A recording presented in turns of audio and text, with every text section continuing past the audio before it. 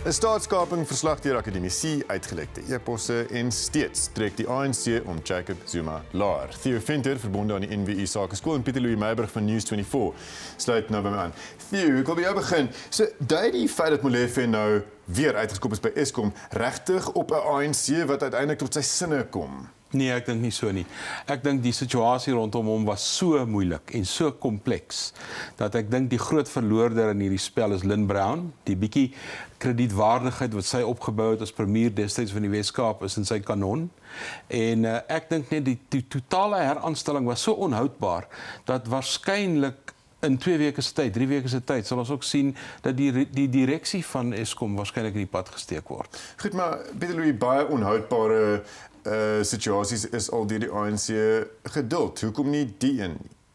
Ja, ek dink in hierdie stadium, ek dink die absolute stroom van kritiek van binne die party self is net eenvoudig besig om te sterk te raak. Net om terug te gaan na die situasie met Molefe toe, ek dink dit is 'n aanduiding daarvan dat die Zuma-kamp so baie graag meer met Molefe wil doen strategies.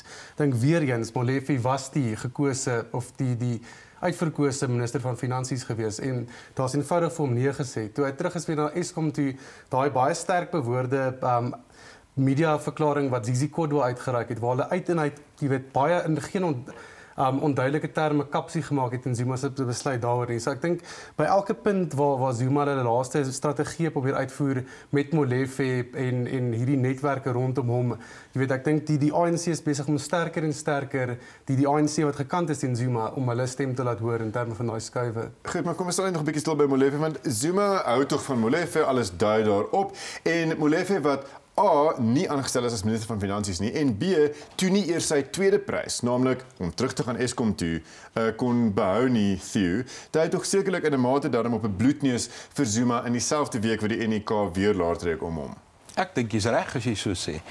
My indruk is dat die gesprekke wat die naweek plaasgevind het, was intens, dit was diep, en die ANC het swakker daar uitgekom, maar ook meneer Zuma. Die ANC het egter nou hierdie dilemma. Hulle moet nou op 'n manier laer trek om iemand wat hulle eintlik nie meer kan duld nie, maar hulle kan ook nie bekostig om van hom ontslae te raak nie. So hulle sit absoluut in 'n dilemma vasgevang. Ek dink Zuma en die ANC het swakker uit die naweek uitgekom. Goed, maar baie mense, Theo, wat gekyk het na die naweek se gebeure, wel agtertoe deure die bietjie wat daar uitgekom het, en gesug het omdat die NEK weer besluit het om Zuma te behou. Hoe verduidelik jy aan hulle jou opmerking dat hulle eintlik nie 'n keuse gehad het nie? Wel, hulle gaan in 'n vergadering in waarin hulle sekere besluite moet neem, en dan in die loop van die vergadering, ons verstaan 72, 73 van die lede van die IK het duidelik gepraat, en uit die vergadering uitkom dit duidelik dat watter besluit hulle ook al neem, is hulle nog groter in die moeilikheid.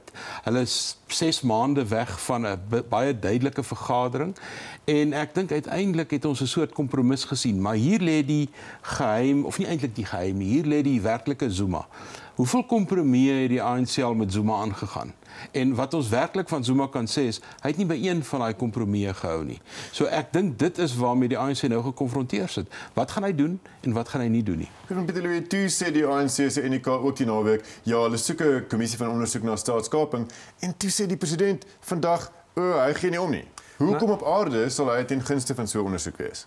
Ek dink dit kom weer eens terug by, onthou hy het dieselfde uitsprake gemaak in terme van die Seriti-kommissie van ondersoek na die wapenskandaal toe. Ek dink dit is 'n geval van Zuma wil ten minste tot 'n mate te probeer om aan die publiek se sentiment of steun te wen. Dit is 'n wye sentiment in hierdie stadium. Die land wil 'n ondersoek sien in terme van hierdie staatskaping beweringe en so. So dis baie maklik om vir Zuma te sê ja, hy steun hierdie staatskaping kommissie van ondersoek, maar die kernkwessie gaan wees, hoe lyk so 'n kommissie van ondersoek? Wie gaan die kommissarisse aanstel, of gaan dit net weer 'n whitewash wees as wat die Seriti-kommissie was? En wat is die verwysingsterme van die ondersoek? Ek bedoel, dit hoef natuurlik nie net te kyk na jou spesialistveld Pieter Louis die Guptas nie. Dit kan seker argumentsalwe ook kyk na wit monopolie kapitaal en die Ruperts. Nee, verseker. Kyk, ek die oproep of die voorstel vir 'n kommissie van ondersoek spruit natuurlik uit die voormalige openbare beskermer Thuli Madonsela se staatskaping verslag. Sy het 'n rekommendasie gemaak dat dit in plek gestel moet word, maar sy het definitief nie gesê dit moet beperk word tot die Gupta familie nie, verseker nie. En ek is baie seker president Jacob Zuma sal ook nie wil hê dit moet daartot beperk word nie, want dit betrek hom natuurlik meer direk. Hoe weier daai net gespan word, hoe minder van die hitte sal natuurlik na president Jacob Zuma gereflekteer word. Goed, maar advokaat Madonsela het aanbeveel dat die president nie moet besluit wie aan die hoof van so 'n kommissie moet sit nie, Theo. Gaan hierdie voorgenome kommissie wat nou ter sprake is anders lyk? Met ander woorde, gaan die president die regter kan aanstel wat dit lei en hoe lank gaan dit vat voor so 'n kommissie, Pieter Louw het verwys na Siriti, hoe lank gaan dit vat voor so 'n kommissie met antwoorde kom? Twee goed. Ons gaan eers in September weet, want onthou nou Zuma maak kapsie teen die Madonsela verslag. Hy neem dit op hersiening. So dan gaan ons eers weet hoe die grond lê. Die tweede ding wat ek wil sê is dat alle kommissies, nou en in die verlede, was tog nog maar altyd 'n skop na die kantlyn toe. Wat gebeur as jy 'n kommissie aanstel? Jy bepaal sy verwysingsraamwerk. En dan kry jy die hitte van jou af, wat jy het nou 'n kantlynskop geskop, tipies soos in rugby. Die spel word verplaas na 'n ander rigting van die veld in die hoop dat jy van daar af een of ander nuwe inisiatief kan loods. As jy Suid-Afrikaanse rugby volg, dan het die ouens dan ook nie eers 'n plan nie. Maar dit is uiteindelik die rol van 'n kommissie. En dan neem dit 2 of 3 jaar en dan het kommissies die interessante ding, hulle perpetueer hulle eie lewens altyd vir 'n jaar langer as waarvoor hulle aangestel word. Ja, maar soos in rugby maak tydsberekening ook in die politiek baie saak, Pieter Louw, en so Sondagoggend. Trouwens Saterdagmiddag, toe die NEK nog gesit het en voor die mosie van wantroue nog ter sprake gekom het teen die president by die NEK vergadering, het die tweets begin uitkom van die Sunday Times dat hy met klomp e-posse van die Gupta familie sit en toe Sondagoggend is op die voorblad van al die Sondagkoerante. Waar kom dit vandaan? En wat maak jy van die tydsberekening? Ek dink in hierdie stadium, mens kan nie met enige 100% of klinkklare sekerheid sê presies waar die lekke vandaan kom nie.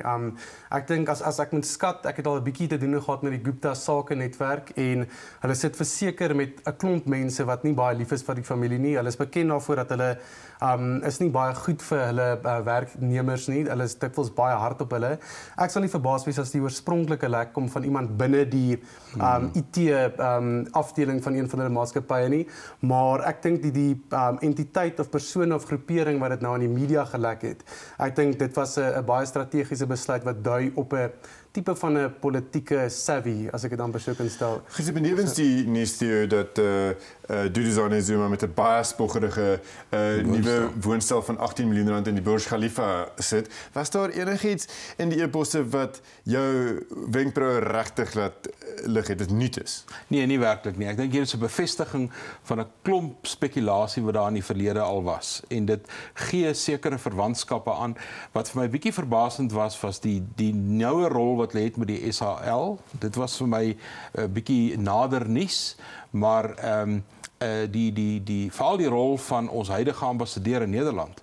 Dit was 'n ou storie en daar was ook 'n interessante kommissie van ondersoek geweest na Waterkloof wat ons nou weet 'n whitewash was. Dit is totaal en al Kolane wat ons weet so skuldig is soos die houtjie aan die galg kry eintlik 'n vergoeding deur ambassadeur te word. En nou blyk dit dat hy baie nouer betrokke was en ons sit met minister Zwane wat eintlik die uitnodiging gestuur het. Al die goeders is dan ten minste nou in die e-posse, ek wil amper sê bevestig. Ja, tog heel wat meer detail, Pieter Louw, wat die vyande van Zuma verwag het, Sondag vir hom 'n uitklop gaan verdien. Ja, vir die soveelste keer, jy weet, meneer Teflon het al soveel van hierdie tipe aanslae oorleef in die verlede. Hoeveel NEK-vergaderings het hy al nie gemaak nie en so, en hoeveel rye en rye skandale het hy nie al getrotseer nie en lewendig aan die ander kant uitgekom. Van Kanla tot die Gupta-skandale, gaan hierdie regtig groot genoeg wees om hom uiteindelik op 'n val te bring? Ek is nie seker nie. Wel, kom ons kyk na die peilings as 'n aanduiding van sy gewildheid. Nou, Marie Harris sê vir ons in Ipsos en ENC se peilings wys vir ons dat sy gewildheid is Theo op 'n historiese laagtepunt. Sedert 1993 het geen staatsoorvier so 'n lae goedkeuringskoers geniet nie. Bekommer die ANC om hieroor hy het tog sy eie interne peilings ook en tog sekerlik vanaand in Lutulia sit iemand daar en brom oor Ipsos. Ja, ek dink hulle is baie bekommerd daaroor. En hulle grootste dilemma is toenemend as jy na die veterane luister en 'n klomp van die ouens wat nou rooi vlae opsteek, is die volgende algemene verkiesing. Dat hier 'n tendens is wat hom begin manifesteer.